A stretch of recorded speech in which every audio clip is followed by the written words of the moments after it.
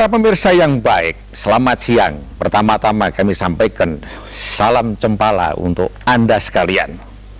Beberapa hari menjelang Lebaran, sanak kadang sudah keluar dari Jakarta untuk mudik, keluar ke kampung atau ke daerah masing-masing. Sayang para pemirsa, tadi pagi saya dengar katanya di Pantura antrian sampai 7 km. Bukan main, dan mungkin itu akan bisa bertambah. Lebih daripada itu, pasar tumpah di tengah-tengah jalan sehingga menghambat perjalanan mereka. Bahkan saya dengar ada kecelakaan, 7 orang meninggal di daerah Pantura. Para pemirsa, kalau saya mendengar itu lalu saya teringat kepada cerita sekitar tahun 80-an ke atas. Pada waktu itu film Indonesia rusuhe ora karo-karuan pada waktu itu. Ketika ditanya kepada para produser atau sutradara, ada apa? Kok Anda membuat film kok rusuh temen itu kayak apa? Kok seperti apa itu? Dijawab, itu keadaan masyarakat Indonesia pada waktu itu. Itu adalah gambarannya. Saya tidak tahu apakah keadaan yang sekarang terjadi di Pantura adalah gambaran daripada keadaan masyarakat kita yang katanya suka serobot. Apakah itu juga sampai kepada tingkat yang paling tinggi atau yang paling bawah? Saya tidak tahu. Oleh karena itu para pemirsa, kita coba membuat evaluasi mengenai keadaan negara kita ini. Oleh karena itu, tema kita siang hari ini adalah relevansi cerita Wahyu Darmo dengan evaluasi kenegaraan pada tahun 2002. Itu adalah temanya. Para pemirsa, apabila Anda ingin bergabung dengan kami, silahkan tekan di luar Jabodetabek 021 574 52 dan 62, dan di Jakarta silahkan tekan 574 52 dan 61. Para pemirsa, Anda jangan kemana-mana. Di penghujung acara ini kita ada kuis lumayan untuk Lebaran. Bagi Anda yang bisa menjawab pertanyaan saya akan dibayar kenceng cash 250.000 buat Anda semuanya. Para pemirsa, acara ini adalah kerjasama antara Televisi Republik Indonesia dengan Sinawangi, dibantu penuh oleh PT Bogasari, sebuah perusahaan tepung terigu menjadi besar bukan karena apa-apa, tapi dia senantiasa ingat petuah nenek moyang, yaitu apa itu namanya, Mulat Sariro Hangrosowani. Ini yang akan kami tanyakan kepada Anda nanti di dalam penghujung itu, apa artinya Mulat Sariro Hangrosowani. Oleh karena itu para pemirsa, sebelum kita sampai kepada diskusi interaktif kita, mari kita lihat dulu pergelaran wayang golek Sunda yang akan dibawakan oleh Mas Eka Cecep Supriyadi dengan cerita Wahyu Darmo. Mangga Mang, Wahyu Darmo Mang.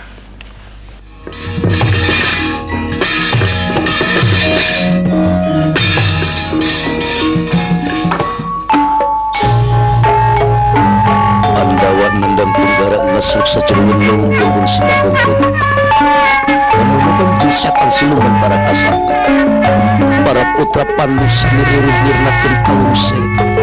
Yudhistira ngegebra sare bangun lu capek kalayan disake dengan Dewi Drupadi anu sami nuju istirahat nyata di papas amerkayaan nana. Dadak sakala dina mangsaharita Prabu Naga Gombang sumber-sumber kamadikan ngegentrak para putra Pandawa. Wah Yudhistira Bima Arjuna Nakula Sadewa, lompat ka mana maraneh moal tunggal jang aku kaula. Arandika ku kaula tan wani binasa paragat nyawa jadi tumbal alas wana merta di paraehan ku aing. Pemilik kamalan kawi Lumpuanan wirahmatan segala ulas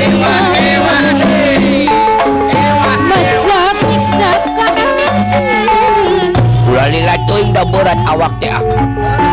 Ngeunah-ngeunah itu maranehanana syare. Ngabibita di kotre rendengan jeung awewena. Lah moal teu dipetik pati dicabut umur di ala nyawa ku kaula. Nanging dina mangsa harita barang naga gombang bade mentangkeun panah atus saharita Arjuna rikat mentangkeun panah kalayan anak panah melesat niruk jantung Prabu Naga Gombang. Prabu Naga Gombang perlaya saharita warugana ninggang kana waruga Prabu Yudhistira. Coba wah coba Narema beka sasama hayah bu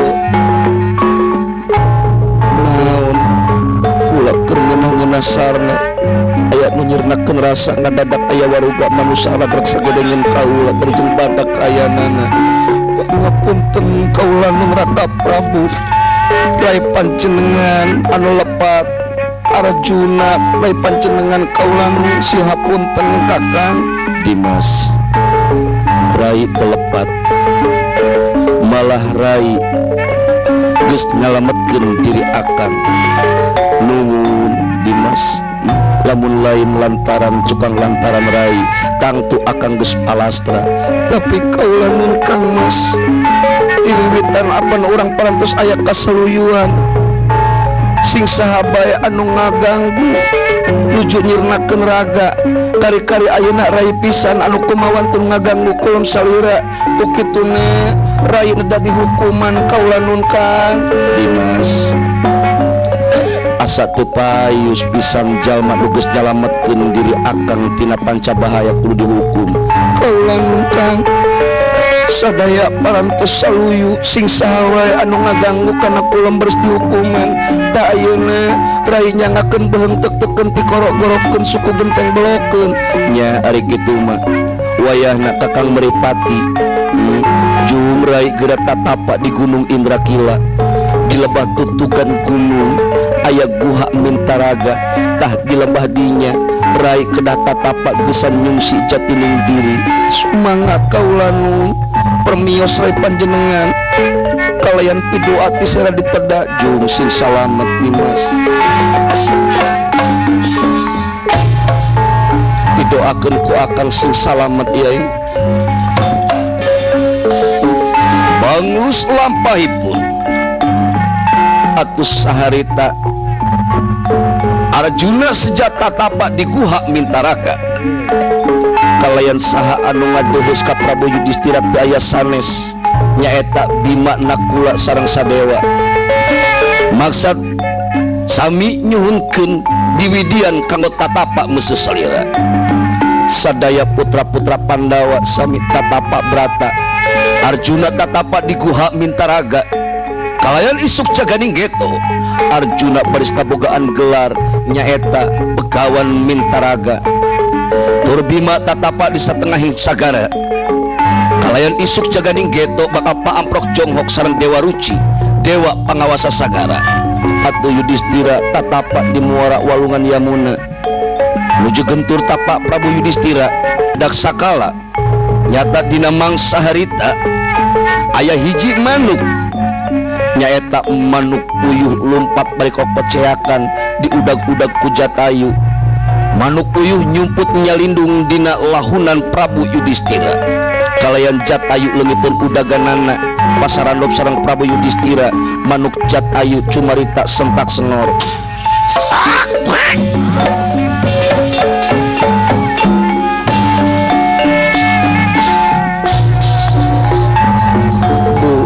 Aya naon eta teh katingali ku kaula aya manuk Garuda sakitu gedena.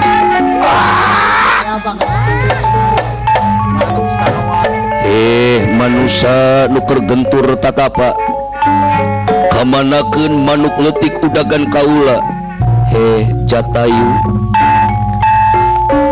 udagan anjeun aya dina panyalindungan diri kaula nepikeun ka iraha bae ku kaula moal dikaluarkeun lamun kaula can ngarti naon sababna Andika nekat rek bergasa manuk leutik anu lain babat lain tanding jeung Andika. manusia perlu dikanyahokeun ku Andika. Lamun kaula tengah mangsa eta manuk udagan kaula, tan wande dua anak kaula bakal paeh laleuleuskeun. Ku sabab teu kasusuan, cai susu kaula geus garing. Bisa cai susu kaluar kalayan subur, syaratna kudu ngamangsa eta manuk anu nyumput satu kanggeun anjeun. Kamanakeun ayeuna ku kaula bakal dimangsa. Jatayu geus kitu aturanana. Nah geus kitu aturanana, satu gede ngamangsa satu leutik, jalma gede ngamangsa rakyat leutik, rakyat leutik ngejerit maratan langit, jalma gede ucang-ucang dina mege malang beri ngitung kauntungan tina hasil yang sarakeun rakyat. Saperti nu karandapan ku kaula ayeuna, para Kurawa pesta pora hura-hura nyalikan sitinggil di Astina, sedangkan putra-putra Pandawa ditundung diusir sina leleuweungan. Manusia, pokona kaula embung nyaho kana urusan sampean, dikamanakeun udagan kaula. Kelangan Jatayu asa teu adil cek pamikir kaula. Lamun ayeuna sampean Jatayu mergasa manuk leutik demi kepentingan pribadi Andika, teu saimbang lamun ayeuna manuk leutik dipergasa ku Andika di rogahala, dasar wawae maehna ge boga hak demi kahirupanana. Kergantina sangkan anak Andika oge bisa hirup, bek gerak mangsa daging kaula, sugan jeung sugan bisa ngamalirkeun cai kahuripan ke anak Andika.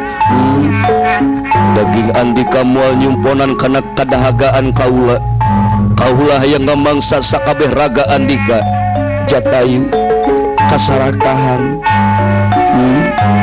jung beakeun ku sorangan, prak kaula ikhlas asal anak Andika teu jadi paeh kalaparan, manuk leutik teu binasa jadi mangsa Andika. Dina mangsa harita Jatayu ngeberkeun jangjangna, kalayan sukuna Ranggoa sungutna calawak, buku Jatayu mekar kana waruga Yudhistira. Tur muncrat getih bodas tina waruga Prabu Yudhistira, masihan kana waruga Jatayu. Tur dina mangsa harita ngarumpuyuk leungit Jatayu, janggelek dadia nyaeta Batara Padma.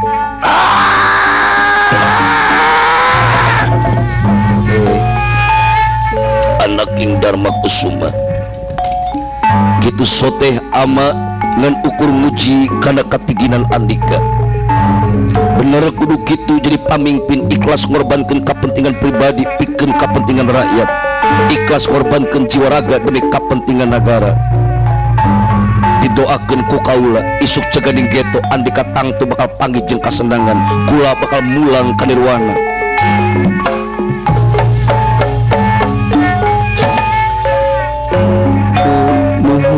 Gusti anu maha suci rukun ti ujian parantos kapayunan ku abdi Gusti, mugawe atuh Gusti mapadekiatan kasadaya putra-putra Pandawa. Gumelar di pawenangan, pokonu jadi pangtrangan, pokonu jadi pangtrangan. Tutup rampung anu kacatur tamat lampah nu kacarita, kembang pilitik sedang anyar mekar sindabaran sari tutup lawang sigotaka.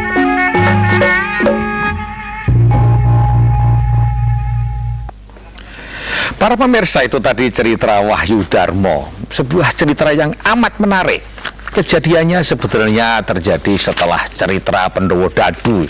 Pendowo Dadu, jadi pernah Pendowo main dadu dengan orang Kurawa gitu. Ya, memang itu cerita sangat menarik mengenai sebenarnya itu adalah wahyu tentang masalah keikhlasan. Kalau mau jadi seorang pemimpin itu juga harus ikhlas gitu. Dan baik sekali untuk melakukan evaluasi tahunan seperti yang kita sedang lakukan sekarang ini. Para pemirsa, untuk mencari relevansi antara cerita tadi dengan evaluasi tahunan, maka di studio telah hadir dua orang pakar, tentu pakar dalam bidang masing-masing. Akan saya perkenalkan, sebenarnya tidak usah, tapi selamat siang Mas Sastro. Selamat siang. Iya, Mas Sastro ini adalah seorang budayawan, dia mengarang hampir 4 buku ya Mas ya. Iya, kira-kira ya, gitu, Pak.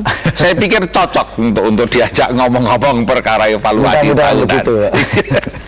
Yang kedua, yang kiri saya Mas Tommy. Selamat siang Mas Tommy. Mas Tommy itu adalah seorang pengamat politik dari CSIS. Dia juga memimpin sebuah forum, namanya Forum Masyarakat Peduli Parlemen atau Formapi. Formapi. Tiap kali kalau ada parlemen macam-macam itu disoroti terus oleh Mas Tommy. Oke, sekarang saya akan kembali sama Mas Sastro. Mas Sastro panjenengan tadi sudah lihat cerita itu ya mengenai Wahyu Darmo. Pendapat panjenengan bagaimana mengenai cerita tadi? Cerita itu sangat relevan sekali Pak ya. Kalau kita kaitkan dengan konteks yang terjadi saat ini. Pertama cerita apa relevansinya?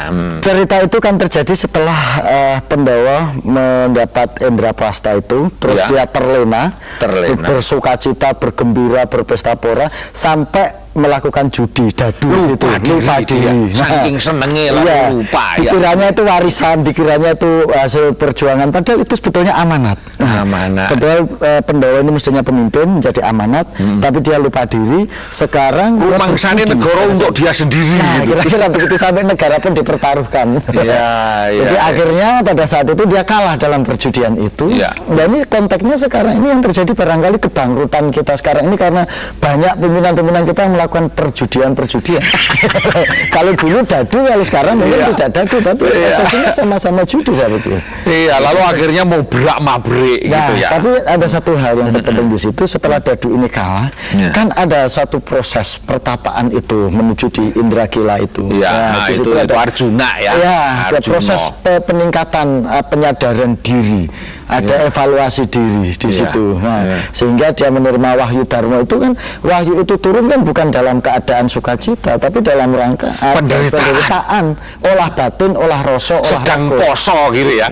Kasarannya Pendawa pada waktu itu poso gitu. Menebus seluruh kalau kita 30 hari nih, Pendawa 11 tahun. Tapi prinsipnya kan sama ya, saja untuk meningkatkan kualitas. Laku diri untuk meningkatkan kualitas. Jadi nanti kalau nanti sebelum puasa dibanding dengan sesudah puasa podo aja, wah itu artinya ya. Itu ritus jadinya Pak.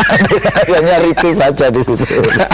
betul. Atau sambil puasa sambil berbuat ora apik kan bisa saja. Itu yang saya sebut bukan laku kalau kayak gitu Pak, cuma ritus. Tapi kalau di wayang tadi kan menceritakan bagaimana dia kekeh mempertahankan prinsip sebagai seorang pemimpin sehingga harus melindungi gemak tadi yang dalam mungkin simbol sosialnya itu masyarakat kecil, masyarakat lemah, masyarakat yang nggak punya daya gitu, sehingga mau dimangsa oleh Jatayu yang sebagai simbol dari orang yang gede, orang yang kuat gitu. Dan pemimpin di situ harus mampu melindungi itu. Itu cocok kalau begitu. Baik Mas Sastro, itu tadi ceritanya ya.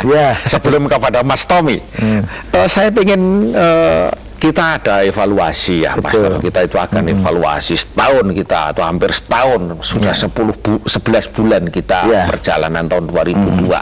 Kita akan membuat evaluasi Mas itu. Biasanya kita sebut namanya Pancagatra negara gitu ya.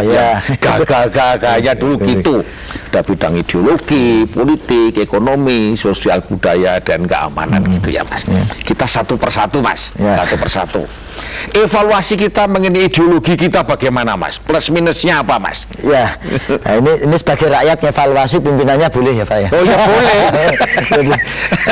Jadi sekarang ini ada kecenderungan di Satu Agus, ada keterbukaan di bidang ideologi. Ideologi apapun boleh diperbincangkan, boleh diperdebatkan. Termasuk komunis. Termasuk komunisme sekarang dengan terbuka diperdebatkan. Bisa diperdebatkan tanpa harus merasa bersalah. Gitu. Dan sementara kelompok juga sudah ada yang mencoba melakukan mengekspresikan ideologi ini dalam kelompok masing-masing. Ini satu gejala yang ada ibu-ibu yang mengarang. Ibu-ibu saya bangga jadi anak komunis. Itu kan. Betul. Nah, ini suatu kecenderungan yang baik menurut saya. Tapi kita juga harus ingat, kecenderungan yang baik ini juga bisa mengarah menjadi kecenderungan yang destruktif dan tidak baik. Kalau ini tidak dibarengi dengan pengendalian diri, karena keterbukaan ideologi yang terjadi justru bukan orang berdebat, orang merasa persamaan ideologi ini menjadi setara atau menjadi sebanding, tapi berebut benar, Pak. Berebut yang paling benar, berebut yang paling baik, sehingga mengalahkan yang lain. Sebentar, Mas. Ini cocok nih yang terakhir. Cocok nih saya yang terakhir. Artinya begini, kita keterbuka ya. Kita sudah bisa membicarakan ideologi apapun. Bahkan upaya apalagi Pancasila gitu. Ya, betul. PKI pun gitu ya, komunis pun boleh dibicarakan di situ. Tapi Mas, itu kan hanya sebatas untuk dibicarakan. Betul. Tetapi demikian ideologi ini mau ditransfer ke lapangan di dalam kehidupan sehari-hari, boleh nggak, Mas? Ini masalahnya menjadi begitu. Demikian kita ngomong-ngomong perkara ideologi komunis atau liberal atau Pancasila, itu masih di dalam tataran yang wacana lah istilahnya. Wacana gitu ya. Tapi kalau sudah ideologi tadi itu sudah tidak menjadi wacana lagi, praktek lapangan. Sudah praktek lapangan. Sebenarnya boleh apa enggak selain Pancasila tentu ya? Menurut saya, Pak ya, itu nanti akan menjadi kendala dan benturan yang sangat hebat di masyarakat, gitu. Karena ya pertama ketidakdewasaan masyarakat dalam memandang dan memahami ideologi itu satu. Yang kedua, perangkat sosial untuk mengimplementasikan ideologi itu sendiri. Satu contoh misalnya, sekarang ada sekelompok orang yang dengan semangat yang tinggi menuntut syariat Islam diberlakukan sebagai ekspresi ideologi keberagamaan dia. Tapi dengan kalau syariat Islam diberlakukan kan perlu perangkat, Pak. Perangkat hukum, perangkat undang-undang, perangkat sosial dan macam-macam yang bisa melindungi dia. Ini jadi membuat gesah kehidupan mestinya tidak ya, sebagai wacana gitu. Tapi kalau sudah menjurus kepada sebuah perjuangan ideologi di luar Pancasila ini gitu ya, mesti harus dibutuhkan persyaratan-persyaratan. Betul, dan itu sangat rumit, Pak. Pendapat penjenengan gimana mengenai ini? Wah, itu memang menarik kalau kita bicara ideologi, karena selain bicara nilai-nilai ya, kita juga bicara keyakinan gitu. Dan keyakinan itu seringkali mengalahkan rasionalitas itu. Karena yakin sih ya. Yakin paling benar ini gitu. Kali kesinggur, Mas. Kali kesinggur. Tapi yang saya kira lebih penting dari itu adalah bagaimana nilai-nilai umum, universal yang baik yang ada pada ideologi apapun gitu itu diimplementasikan, diwujudkan dalam masyarakat. Misalnya banyak ideologi yang menekankan aspek keadilan sosial. Pancasila juga ada keadilan sosialnya. Itu apakah di masyarakat sudah terwujud gitu? Apakah misalnya saya itu sudah adil terhadap orang lain gitu? Itu sebetulnya mudah itu. Ini kan kita juga evaluasi loh. Itu sikap-sikap keadilan pada diri seorang itu kadang-kadang juga tidak terwujud itu ya. Misalnya patuh pada hukum itu menurut saya bagian dari keadilan sosial, karena kalau dia melanggar hukum itu sebetulnya merobot orang lain gitu loh. Tapi gini Mas Tommy, buat saya mengenai masalah keadilan hampir kita sama gitu ya. Tapi kalau sudah upamanya saya lari kepada masalah komunisme gitu ya, adalah perbedaan kelas gitu ya, perjuangan kelas, boleh enggak itu diperjuangkan? Nah, begini, cara memperjuangkan ideologi itu kan juga ada bermacam-macam. Komunis itu memperjuangkan ideologi dengan kekerasan, dengan paksaan, sehingga dia menghilangkan hak orang lain gitu betul.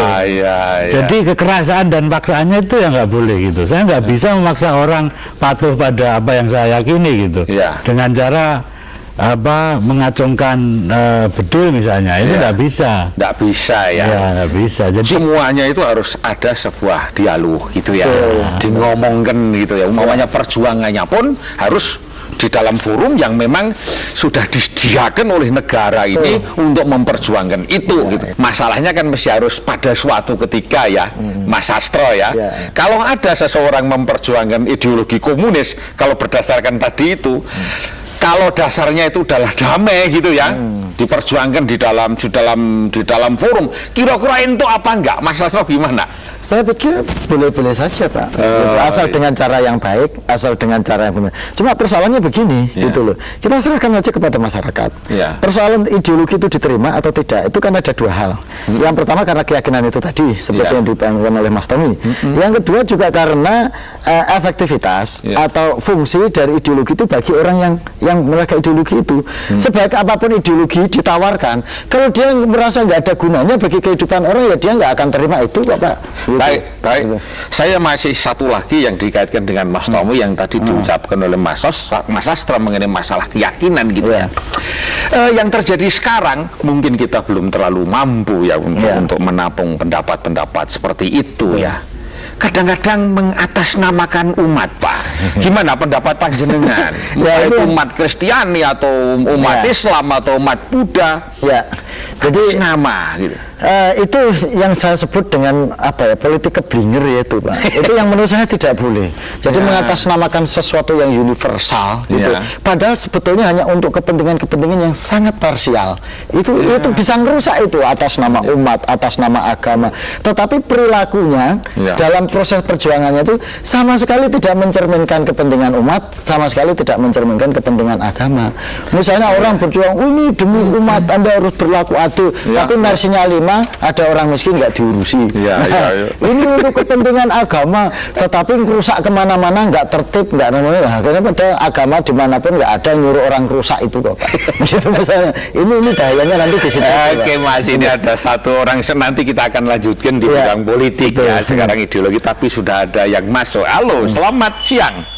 Assalamualaikum. Waalaikumsalam, Bapak. Nama Syahril Narus, Kebayoran Baru. Pak Syahril. Syahril Narus, Kebayoran Baru, Senapati. Mangga, Pak Syahril. Ya. Nggih, monggo, Pak. Saya bermula dari firman Allah. Iya. Ya. Hendaknya kita bersama meyakinkan bahwa Al-Quran itu adalah untuk umat manusia, bukan untuk umat Islam saja. Umat manusia, khususnya Islam. Beberapa ayat ingin saya kutip, Pak ya, berkaitan dengan wayang ini ya. Yang pertama surah Yasin ayat 21. Artinya kira-kira begini: ikutilah orang-orang yang tiada minta balasan darimu, dan mereka adalah orang-orang yang menerima, yang mendapat petunjuk. Tentu dari Allah, Pak ya. Nah, ini permasalahan sekarang. Permasalahan yang kedua, surah Al-Quran Al-Baqarah ayat 42. Dan janganlah kamu campur adukkan yang hak dan yang batil. Dan janganlah kamu sembunyikan yang hak itu, sedangkan kamu mengetahui. Jadi ini satu masalah lagi. Sekarang kita kaitkan dengan wayang. Bisma, Resi Bisma, Dorna, Karna, Widura. Mereka tahu persis bahwa mereka berada di pihak yang bersalah. Tapi mereka tidak mau mengakui, tidak mau secara tegas seperti ayat Al-Baqarah ayat 42 tadi. Tapi juga pemimpin kita sekarang ini, mereka tahu persis bahwa mereka itu tidaknya ikhlas, tidaknya lillahi ta'ala, seperti surah Yasin itu. Ini permasalahan yang kita hadapi sekarang ini. Kita harus mencari. Oke, dipersingkat, Pak. Mencari, mendapatkan apakah itu yang namanya pimpinan ataupun pelaksana yang mau mendobrak Pak Kewu, yang mau memperbaiki budaya-budaya yang tersebut. Oke, Pak. Kita mohon Bapak memberikan arahan. Pak Syahril Naruh, terima kasih. Halo, satu lagi. Halo. Silakan, Pak. Namanya siapa? Pak Yanto dari Solo, Pak. Pak Yanto dari Solo. Silakan Pak Yanto, monggo. Assalamualaikum. Waalaikumsalam, Pak. Pak Sastro dan rekan-rekan. Perlu saya sampaikan untuk Pak Sastro. Yang kaitannya dengan ideologi tadi. Karena bangsa kita ini sudah mengakui dan sudah sepakat untuk berideologi Pancasila.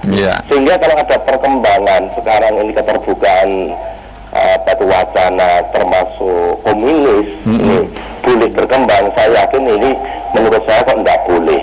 Masalahnya sejarah sudah menunjukkan pengkhianatannya seperti itu. Sehingga yang boleh diimplementasikan ke masyarakat ya tentu saja ideologi Pancasila. Nah, sekarang timbul pertanyaan, seperti apa perilaku yang berpancasila itu? Nah, sehingga saya waktu P4 itu dihilangkan, saya malah justru merasa kecewa. Masalahnya pedoman untuk menjalankan Pancasila itu ada di situ. Nah, ini kalau boleh saya usulkan, P4 itu dihidupkan kembali. Terima kasih. Terima kasih dua orang ini dulu. Mas Astro tadi itu ada kawan dari Jalan Senopati tadi itu. Monggo, Mas. Jadi saya setuju pada Bapak bahwa Al-Quran itu untuk semua umat manusia, gitu ya. Jadi tidak dan spesifik secara tertentu tentu bagi umat Islam.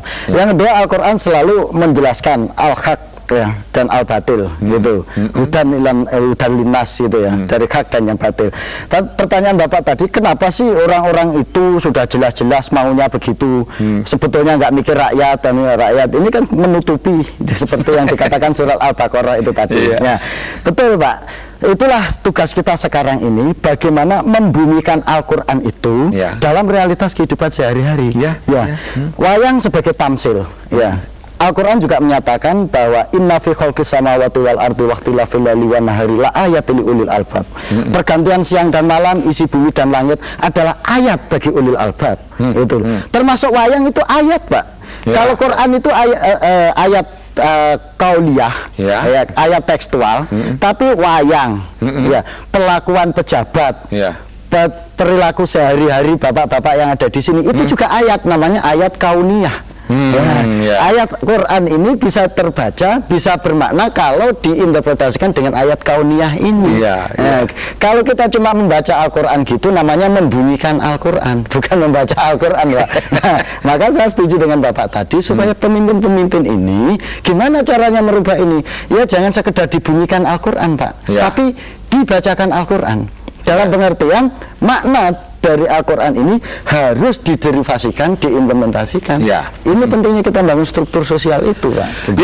Akhirnya kalau kita bisa ambil kesimpulan bagaimana caranya mengenai ini, mesti harus ada kontrol. Semua ada barisnya gitu, ada interaksi, ada dialog gitu. Siapa yang kontrol? Selain DPR yang mengontrol, tentu masyarakat juga mengontrol gitu supaya semuanya bisa jalan. Nek nggak beres gitu ya harus diluruskan. Nah wes dielek-elek ayo bangun ora jalan. Mas Tommy, tadi ada pertanyaan yang kedua mengenai masalah ada kawan-kawan kita yang agak rada gelo karena ada P4 di langit begini itu kalau menurut saya P4 itu dan Pancasila gitu ya, itu gagalnya karena mereka berhenti pada masalah prosedur saja. Jadi P4 dijalankan, tapi setelah P4 keluar dari P4 tinggal lakunya sama saja. Tapi sudah memenuhi, sudah dapat ijazah P4. Itu kan prosedur saja. Demikian juga banyak nilai-nilai dalam Pancasila itu yang berhenti hanya pada kata-kata saja, tapi tidak diimplementasikan. Ya jadi tadi saya sudah singgung misalnya soal keadilan sosial, itu semua orang itu harus bisa bersikap adil. Jadi juga soal perikemanusiaan, itu semua orang juga harus bisa menyatakan itu dalam kehidupan sehari-hari gitu. Nah lebih dari itu saya kira memang faktor pemimpin menjadi penting gitu. Nah pemimpin itu adalah boleh dikatakan 50% dari keberhasilan melaksanakan yang namanya Pancasila itu gitu. Kalau pemimpinnya itu sudah dinilai gagal melaksanakan ini, ya gimana rakyatnya? Apa yang akan dijadikan contoh itu nggak ada gitu. Ya contohnya ya Punto Dewa tadi. Kalau semua pimpinan kayak Punto Dewa, rakyatnya ikut itu. Tadi juga ada Pak Sahrul juga bilang tadi kayaknya pemimpin ini tidak ikhlas gitu loh. Tidak legowo, Pak. Tidak legowo, tidak Tommy legowo. Mereka menjalankan kekuasaan, tetapi tidak untuk tujuan mensejahterakan rakyat, menyampaikan rakyat gitu loh. Tapi kekuasaan untuk kata memperkaya diri sendiri gitu. Itu yang susah itu. Baik Mas Tommy, Mas kita akan mengancik kepada tadi ideologi kita sudah kita mengenai masalah politik. Banyak hal yang akan kita soroti mengenai masalah politik. Dua hal yang penting, satu hal yang akan kita dahulukan adalah mengenai masalah pemilihan umum, Mas. Saya ini kadang-kadang ragu-ragu ini pemilihan umum kisito ora.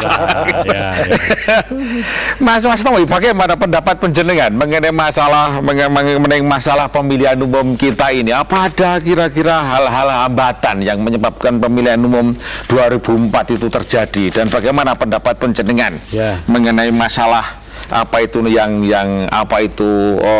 pemilihan umum yang langsung itu, monggo Mas. Ya Pak, ini Pak Darko ini bicara soal pemilihan umum untuk anggota DPR, MPR, DPD sama DPRD. Bukan pemilihan umum untuk memilih presiden, Pak ya. Lain lagi. Karena nanti tahun 2004 ada banyak pemilihan umum, Pak. Ya betul. Ini yang itu dulu. Karena yang terakhir ini belum nyampe. Belum ada. Ini sedang dibuat. Jadi pemilu 2004 untuk anggota DPR, DPRD dan kabupaten. Evaluasi kota, kita gimana? Itu kita memang merencanakan ya untuk membuat aturan baru tentang pemilihan umum itu ya. Tetapi kalau kita melihat dari kecenderungan yang terjadi di DPR, karena mereka yang membuat aturan ini, itu ada daripada maju. Begini, dulu pemilihan umum dulu itu disebut menggunakan cara proporsional dengan daftar tertutup. Artinya yang menentukan calon-calon itu adalah partai politik. Rakyat memilih gambar partai. Nah, terus sekarang kita mempersiapkan pemilu baru ini, pemilu 2004. Ada usul supaya yang pemilu lama, model lama itu diperbaiki. Caranya gimana? Ada dua pilihan cara dengan menggunakan sistem distrik. Sistem distrik itu rakyat milih langsung wakilnya. Jadi partai politik itu perannya agak di belakang. Atau pilihan kedua dengan tetap mempertahankan proporsional, berimbang, tapi dengan daftar terbuka. Artinya masyarakat tidak hanya milih gambar tapi juga sekaligus milih calon. Potret itu ya. Potret. Nah, tapi yang berkembang sekarang ini di DPR ini belum selesai mereka membahas, itu adalah untuk kembali kepada sistem pemilihan umum proporsional dengan daftar tertutup, yang kayak artinya rakyat ini disuruh merem lagi gitu. Balik mana? Suruh hanya milih partai politik. Nanti yang menentukan itu calon wakil-wakil mereka di DPR itu partai politik gitu.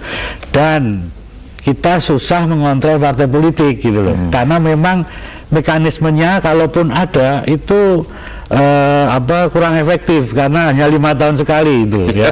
Jadi dengan demikian sebetulnya kalau partai-partai politik ini mau bekerja untuk masa depan bangsa, untuk memperbaiki kehidupan demokrasi, ya menurut saya mereka harus memutuskan sekarang ini pemilu ini harus semakin lebih demokratis dalam pengertian lebih memberikan tanggung jawab kepada masyarakat untuk menentukan wakil-wakilnya gitu. Jangan dianggap masyarakat ini tidak tahu terus gitu loh. Masyarakat ini sudah semakin pinter, sudah semakin maju, sudah semakin kritis, dan dia akan tahu sekarang ini kalau ditipu gitu. Oke Mas, sebentar nih, perkara tipu menipu tadi itu. Para pemirsa, tadi kita akan lanjutkan pembicaraan kita masih di dalam pemilihan umum. Namun demikian, mari kita lihat dulu apa yang akan disampaikan oleh kawan kita yang satu ini. Silakan. Oke, para pemirsa sekalian, kita lanjutkan masih mengenai masalah pemilu yang amat menarik. Waduh, ini satu lagi. Oke, selamat siang. Halo, selamat dari siang, mana? Pak. Inggih, monggo. Saya Pak Kusno Malang. Pak Malang, Pak Kusno ya, Pak? Inggih, monggo, Pak. Pak, hanya kritik saja. Kalau nyuting wayang tuh dari muka saja Pak, tidak dari belakang telir, enggak ketok itu Pak. Apalagi kemarin tuh kemarin tuh ada yang dari wayang Bali, waduh burek Pak. Lebih baik dari muka supaya semuanya kelihatan. Dan yang di syuting itu juga merasa seneng, bangga gitu, katot. Terima kasih Pak. Monggo. Terima kasih. Masuk lagi. Halo, selamat siang. Selamat siang. Halo. Monggo. Ya. Halo. Ya. Halo. Dari siapa ini? Pak Said. Pak Said dari mana? Jakarta Pak. Monggo, kami persilakan Pak Said. Begini Pak, singkat saja saya urun rembuk ini. Ya. Saya tahun 46. Ya. Tahun 46. Singkat ya Pak ya. Saya umur 20 tahun. Ya. Saya ini dikasih tahu sama Bung Karno. Wah, nggih. Bung Karno itu menetapkan kepemimpinan di Indonesia ini berdasarkan Quran. Bait qala rabbuka lil malaikati ini ja'ilun fil ardi. Jadi semua manusia ini di dunia ini diciptakan oleh Tuhan untuk jadi khalifah. Berarti jadi pemimpin. Ya. Kata Bung Karno, tapi tidak semua orang bisa memimpin. Ya. Walaupun dia anak Soekarno. Ya. Ya Pak ya. Iki nyindir iki. Walaupun dia anak Soekarno. Nggih. Monggo disingkat Pak, disingkat. Nah, jadi menurut saya krisis ini yang menonjol krisis kepemimpinan. Ya, nggih. Krisis kepemimpinan. Monggo Pak. Tadinya naiknya Gus Dur itu saya berharap banyak. Karena Gus Dur memiliki kelebihan dari orang lain. Ya. Di samping pinter, cerdas, juga imannya lain dari orang lain. Oke Pak, dipersingkat Pak. Nah, akhirnya Pak Gus Dur kepleset juga dijegal. Ya, sekarang timbul pemimpin baru. Oke, terima kasih. Persoalannya Pak, terima kasih. Saya mohon menyarankan kepada forum ini. Ya. Terus diteruskan mengupas soal kepemimpinan ini. Ya. Supaya ada dialog dengan rakyat. Ya. Sehingga Bapak akan menemukan intisari kepemimpinan itu yang bagaimana yang diperlukan oleh bangsa. Baik, terima kasih Pak. Sekian Pak. Monggo Pak Syahid, masih ada satu lagi, kami persilahkan. Halo. Nggih, monggo Pak. Namanya? Nama saya Sudarto Pak, dari Semarang. Pak Sudarto dari Semarang, monggo silahkan, singkat Pak. Bicara soal Pancasila dan Al-Quran itu kan soal nilai dan ajaran Pak. Ya. Sebenarnya ajarannya sih baik semua. Ya. Nilainya baik. Ya. Tetapi ketika nilai itu harus dibumikan, ya. Itu kan bergantung dari orangnya. Ya. Pertanyaan saya ini Pak Sastro. Ya. Sekarang ini kan banyak ulama yang menjadi tokoh pemimpin partai politik. Ya. Padahal cara mencapai tujuan ulama, seorang ulama mencapai tujuan, kemudian politisi mencapai tujuan, ini sungguh sangat berbeda antara bumi dengan langit. Nah, kalau bumi kita ini dipenuhi oleh ulama-ulama yang kemudian karena motivasinya menjadi tokoh baik, apakah kira-kira bangsa kita ini akan bisa keluar dari krisis nilai, krisis implementasi nilai Pak Sastro? Nggih, terima kasih. Terima kasih. Terima kasih Pak Darto. Ini ada beberapa pertanyaan ini. untuk supaya saya jawab singkat mengenai dari Pak Kusno dari Malang tadi. Baik Pak, nanti kita akan memang ada yang minta dari depan seperti Pak Kusno gitu ya. Tapi juga ada yang minta dari depan. Baik, nanti pada suatu ketika akan kita lihat nanti bisa dari belakang, dari depan. Yang penting adalah apa yang ditayangkan itu bisa ditangkap dengan jelas dan baik oleh para penonton. Itu yang penting. Mengenai masalah kepemimpinan Pak, nanti barangkali panjenengan bisa soroti Mas. Sekaligus, tapi sebelumnya menyambung dengan Mas Tommy tadi, saya hanya akan membacakan sedikit sebelum dijawab oleh Pak Sastro. Simulasi pemilu tahun 2004 yang diselenggarakan oleh Setro itu terjadi pada hari Minggu tanggal 17 November. Itu mengatakan bahwa sebenarnya terbukti gitu ya, terbukti pemilihan umum, entah itu yang namanya presiden, wakil presiden, atau yang tadi MPR dan segala macam, langsung nggak ada soal, terbukti dengan baik gitu. Sebelum menjawab yang lain, tolong jawab dulu yang ini, nanti kita teruskan yang lain. Pendapat panjenengan bagaimana? Iya betul. Jadi saya setuju dengan Mas Tommy bahwa rakyat itu sekarang udah pinter. Gitu. Mungkin pinternya bukan karena sekolah, tapi karena sering dibohongin itu loh Pak. Karena sering dibohongin lama-lama tahu. Ini paling ini, kalau gitu kita harus gini. Mereka diapusi terus. Saya pinter Pak. Nah, ini mengindikasikan gitu. Tapi meskipun sementara pimpinan-pimpinan kita tetap mengatakan, wah nanti kalau rakyat diberi kebebasan milih nanti terus gegeran sendiri, sendiri. Nah, tapi terbukti enggak Pak. Mereka itu punya kearifan, punya wisdom ketika menentukan. Yang bikin rakyat kalah itu kadang-kadang justru gara-gara pimpinannya Pak. Pimpinannya nyuruh ke sini, nyuruh ke situ, akhirnya jadi terpecah-pecah. Menyambung sekaligus Pak, pertanyaan dari pada Pak Sudarto Semarang mengenai masalah kepemimpinan yang dipegang ulama. Nah ini Pak, panjenengan sekaligus jawab. Jadi ulama itu mestinya punya peran, posisi yang berbeda. Saya selalu mengumpamakan bahwa posisi peran ulama itu kalau dalam pertarungan, permainan itu kayak pemain sepeda hias, Pak Darko. Jadi sepeda hias alus-alusan, api-apian, gitu kan.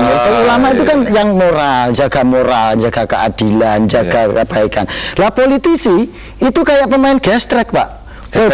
Gestrek itu main perlombaan sepeda motor, balapan sepeda motor, Pak. Kepot-kepotan, potong-potongan, senggol-senggol. Itu politik. Itu politik di situ. Kalau ada ulama yang ikut terjun ke politik praktis, itu ibaratnya pemain sepeda hias main gestrek, Pak. Gitu. Ya orang yang kalah, Mas, sepedanya bonyok, Mas. Terus akhirnya penumpang yang banyak tidak orangnya ya, malah sepeda nih. Iya, penumpangnya muret-maret. Ini yang harus ya sederhananya begitulah, Pak. Saya kasih contoh. Jadi makanya kalau kata Nabi kan, setiap sesuatu itu memiliki tempat dan fungsinya sendiri-sendiri. Gitu. Jadi kira-kira begitu contoh sederhana dari ulama yang main. Boleh ulama main politik, tetapi harus ngerti ilmunya, ngerti caranya. Satu contoh begini, Pak ya. Ulama itu selalu mengajarkan kepada kita, ya ayyuhalladzina amanu ijtanibu dzann inna ba'dadh-dzanni ismun. Hai orang-orang yang beriman, jauhilah prasangka. Karena prasangka itu adalah dosa. Padahal berpolitik itu harus berprasangka. Harus kritis. Kalau enggak dihapusin terus, Pak. Nah, itu. Oke, terima kasih. Kita kembali lagi pada Mas Tommy, Mas, mengenai masalah pemilihan umum yang proporsional dan terbuka. Tolong lanjutkan mengenai masalah tadi sehubungan dengan simulasi juga, Mas. Ya, jadi ini simulasi yang di Jakarta dilakukan oleh Citro.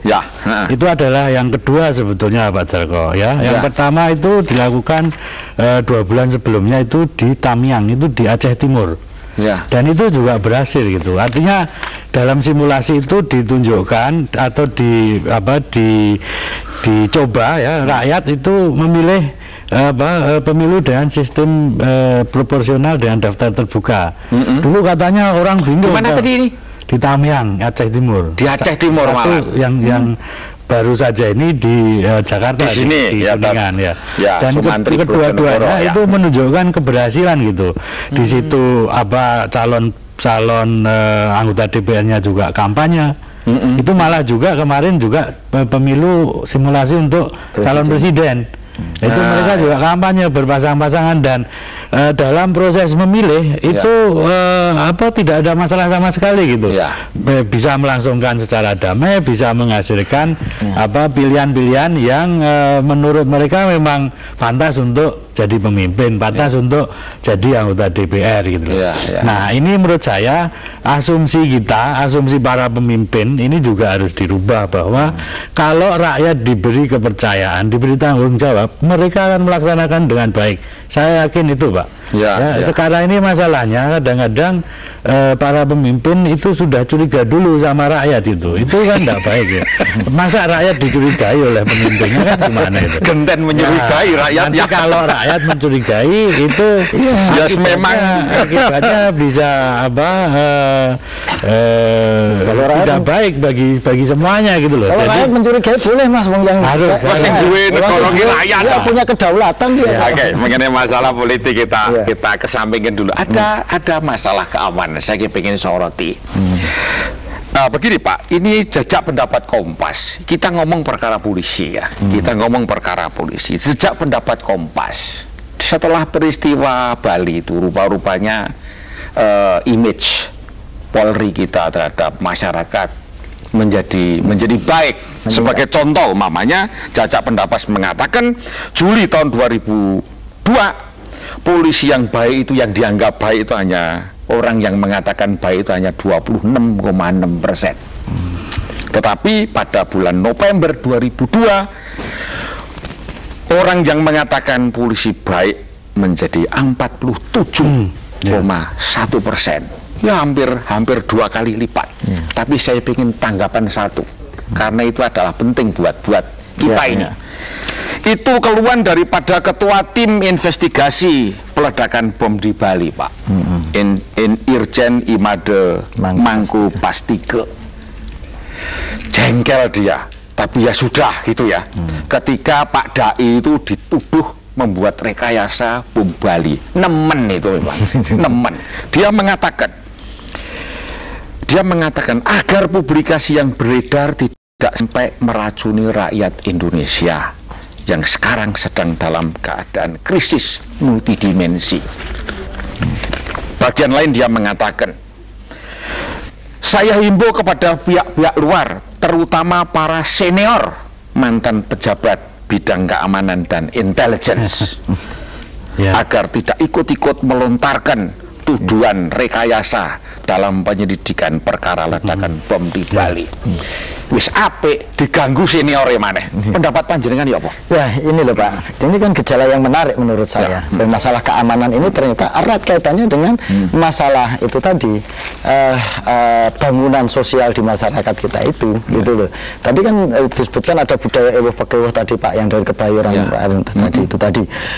Menurut saya kecurigaan masyarakat itu karena berangkat dari asumsi-asumsi masa lalu, lihat pengalaman wajar itu ada, yang kemudian itu ditumpangi kepentingan politik barangkali kelompok orang. Tapi dari polling itu menurut saya yang terpenting bahwa rakyat itu akan gampang sekali memberikan penilaian yang objektif kalau ada fakta dan bukti yang konkret Pak. Gitu loh. Meskipun dia polisi ngomong kita udah memperbaiki citra kita akan, tapi kalau buktinya tidak ada ya rakyat akan tetap membangun asumsi itu. Tetapi sebaliknya polisi bicara enggak, ini kasus bom Bali kan polisi kiranya low profile gitu. Malah baik karena buktinya konkret itu loh. Akhirnya yang nuduh direkayasa hilang sendiri kok. Dapat penjenengan 1 menit Mas. Menurut saya begini, sekarang menurut polling Kompas itu kan kepercayaan masyarakat terhadap polisi makin baik dan untuk kasus Bali ini polisi memang bekerja keras dan membuktikan bahwa mereka memang bisa melakukan itu dengan profesional. Nah sekarang yang menurut saya perlu dilakukan adalah menjaga ini gitu dari polisi sendiri. Polisi harus bisa menjaga dan meningkatkan kepercayaan masyarakat ini gitu. Itu dengan cara kerja semakin keras, kerja semakin baik dari waktu ke waktu gitu. Pokoknya kita untuk sementara hidup polisi dulu lah. Oke, terima kasih. Para pemirsa, Anda pasti kecewa karena saya harus menyudahi pertemuan kita hari ini. Tapi saya akan membuat beberapa catatan kira-kira sebagai berikut. Dalam bahasa Jawanya dikatakan ojo rumongso bisa nanging bisa rumongso. Artinya apa? Jangan merasa senantiasa merasa mampu, tapi silahkan untuk mampu untuk berperasaan. Itulah catatan kita. Dan sebelum kita sampai kepada kuis, mari kita tengok dulu apa yang, kalau begitu kita akan sampai kepada kuis. Kami persilakan.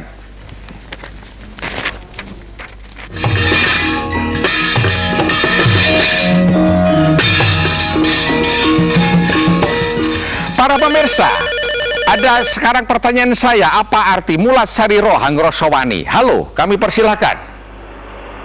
Halo? Ya, mulat sariro hangrosowani artinya apa? Ikut merasakan. Salah ya?